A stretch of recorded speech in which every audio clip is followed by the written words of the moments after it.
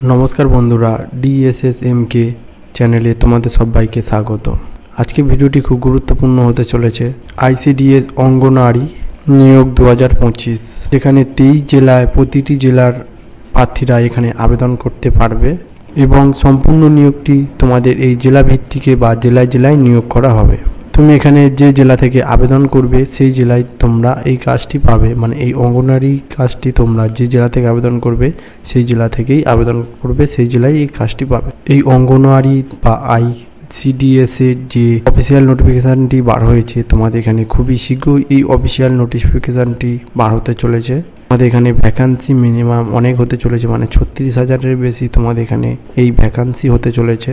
তোমাদের এখানে যোগ্যতার কথা বলি, তোমাদের এখানে মিনিমাম যোগ্যতা লাগবে, তোমরা মাধ্যমিক পাস করলে এটিতে আবেদন করতে পারবে। তাই এই ভিডিওটি সম্পূর্ণ দেখো তোমরা। ভিডিওটি যদি ভালো লাগে তাহলে চ্যানেলটিকে সাবস্ক্রাইব করে নেবে। দেখো এই ICDS অঙ্গনওয়াড়ি এই 2025-এ খুবই শীঘ্র তোমাদের এই ভ্যাকান্সি আসতে চলেছে গভর্নমেন্টের তরফ থেকে। তোমাদের এটি একটি দারুণ সুখবর, কেননা এই বছরই তোমাদের এটিতে আবেদন করতে হবে বা এই বছরই তোমাদের এটি নিয়োগ পদ্ধতি চালু হয়ে যাবে। তো তোমাদের এখানে বয়সের কথা বলি, তোমাদের এখানে বয়স 18 থেকে 45-এর মধ্যে হলে তোমরা এটিতে আবেদন করতে পারবে। দেখো তোমরা যদি এরকম গুরুত্বপূর্ণ আপডেট প্রতি মুহূর্তে পেতে চাও বা সবসময় এই আপডেট পেতে চাও, তোমরা এই চ্যানেলটিকে সাবস্ক্রাইব করে নেবে। এছাড়া তোমরা ওই বেল আইকনটি টিপে দেবে যাতে এরকম নোটিফিকেশান বা এরকম ভিডিও তোমরা এই চ্যানেলের মাধ্যমে পেয়ে থাকবে। দেখো তোমাদের এখানে যে অঙ্গনওয়াড়ি ICDS এ যে কর্মী নিয়োগ করা হয় সেটিতে তোমাদের সুপারভাইজার কর্মী নিয়োগ করা হয় এবং মিনি অঙ্গনওয়াড়ি কর্মী হিসাবে নিয়োগ করা হয়, শিক্ষক হিসাবে নিয়োগ করা হয়, এছাড়া সাহায্যকারী জন্যও এখানে তোমাদের নিয়োগ করা হয়। তো তোমাদের এখানে বলে দিই, তোমরা এই যে অঙ্গনওয়াড়ি তোমরা যে শিক্ষাগত যোগ্যতা লাগবে সেটি হলো তোমাদের মিনিমাম তোমরা মাধ্যমিক পাস করলে এটিতে আবেদন করতে পারবে। এছাড়া তোমরা যদি হাই সেকেন্ডারি বা গ্র্যাজুয়েট এইসব যদিও পাস করে থাকো তাহলে তোমরা এটিতে আবেদন করতে পারবে। মিনিমাম কিন্তু তোমাদের এখানে যে কোয়ালিফিকেশান চেয়েছে অঙ্গনওয়াড়ির জন্য, তোমাদের এখানে মিনিমাম মাধ্যমিক পাস করলেই তোমরা এটিতে আবেদন করতে পারবে। দেখো এই অঙ্গনওয়াড়ি ICDS এ তোমাদের যে নিয়োগ করা হবে সেটি তোমাদের এখানে যে বয়স চাওয়া হয়েছে সেই বয়স হলো মিনিমাম তোমাদের 18 থেকে 45-এর মধ্যে হতে হবে। দেখো তোমাদের এখানে যে 18 থেকে 45 হতে হবে, এর যদি তোমাদের 18 বছরের যদি কম হয় তাহলে তোমরা এটিতে আবেদন করতে পারবে না। এছাড়া তোমরা যদি 45 বছরের যদি মানে বেশি হয় তাহলে তোমরা এটিতেও আবেদন করতে পারবে না। মানে তোমাদের 18 থেকে 45-এর মধ্যে তোমাদের বয়স হতে হবে, তাহলে তোমরা এটিতে আবেদন করতে পারবে। দেখো তোমাদের এখানে বলে দিই যে তোমাদের এখানে যে শূন্যপদ রয়েছে, তোমাদের কিন্তু এখানে অনেক শূন্যপদ রয়েছে।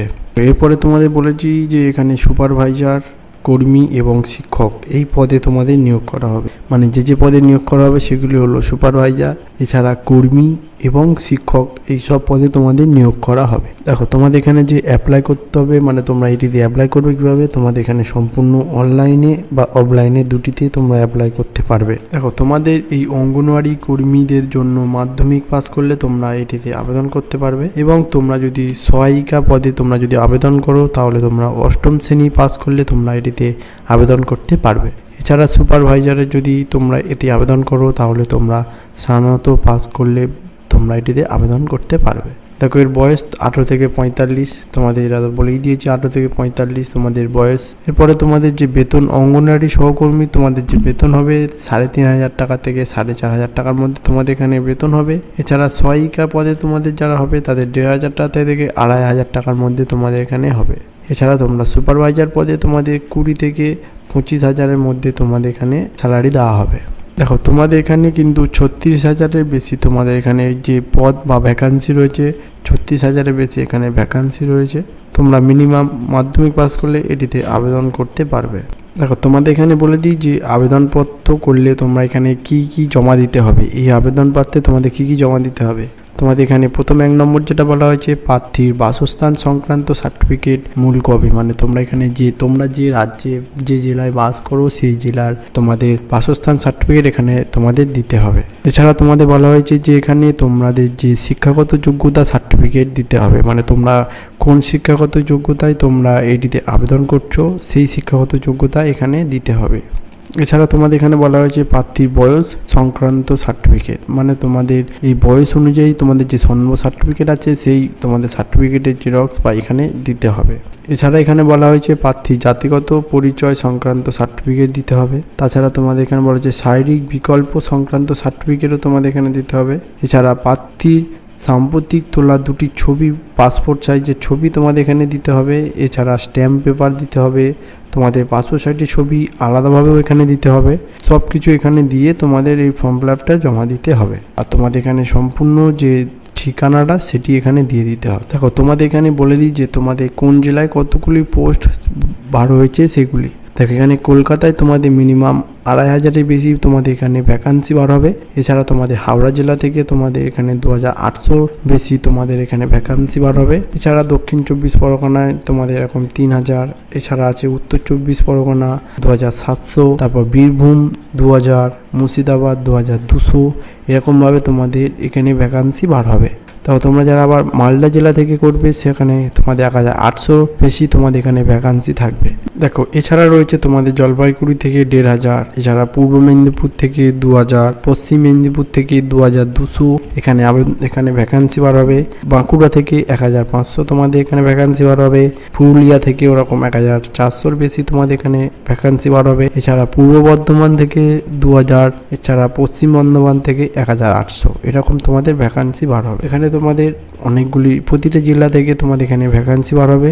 এছাড়া বর্ধমান থেকে 1700, পূর্ব বর্ধমান থেকে 2000, এরকম তোমাদের অনেক কিছু বার হবে, এখানে ভ্যাকান্সি বার হবে। দেখো এবারে তোমাদের বলে দিই এখানে পদের নাম আর শিক্ষাগত যোগ্যতা, মানে কোন পদে কোন শিক্ষাগত যোগ্যতা লাগবে তোমাদের সেটি এখানে বলে দেবো। তোমাদের এখানে সুপারভাইজার জন্য স্নাতক ডিগ্রি পেলে তোমরা এখানে আবেদন করতে পারবে। এছাড়া তোমাদের এখানে যে শিক্ষক হিসাবে তোমরা এখানে নিয়োগ হবে তাদেরও একই সেম স্নাতক ডিগ্রি হলে তোমরা এখানে আবেদন করতে পারবে। এছাড়া তোমরা যদি কর্মী হিসাবে নিয়োগ হও, মানে কর্মী হিসাবে যদি তোমরা এখানে আবেদন করো তাহলে তোমাদের এখানে মিনিমাম 10ম শ্রেণী বা দ্বাদশ শ্রেণী এখানে পাস করতে হবে। 10ম শ্রেণী বা দ্বাদশ শ্রেণী এখানে পাস করলে তোমরা এই কর্মী হিসাবে আবেদন করতে পারবে।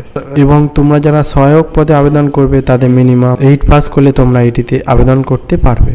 দেখো যারা এখানে ফর্ম ফিল আপ করবে তারা আবেদন করবে কিভাবে বা তোমাদের এখানে রিক্রুটমেন্ট হবে কিভাবে, তোমাদের এখানে লিখিত পরীক্ষার মাধ্যমে রিক্রুটমেন্ট হবে। এছাড়া লিখিত পরীক্ষার পরে তোমাদের একটি ইন্টারভিউ করা হবে বা ইন্টারভিউর মাধ্যমে তোমাদের এখানে আর এরপরে সার্টিফিকেট যাচাই, মানে সার্টিফিকেট তোমাদের যাচাই হয়ে এখানে তোমাদের রিক্রুটমেন্ট করা হবে।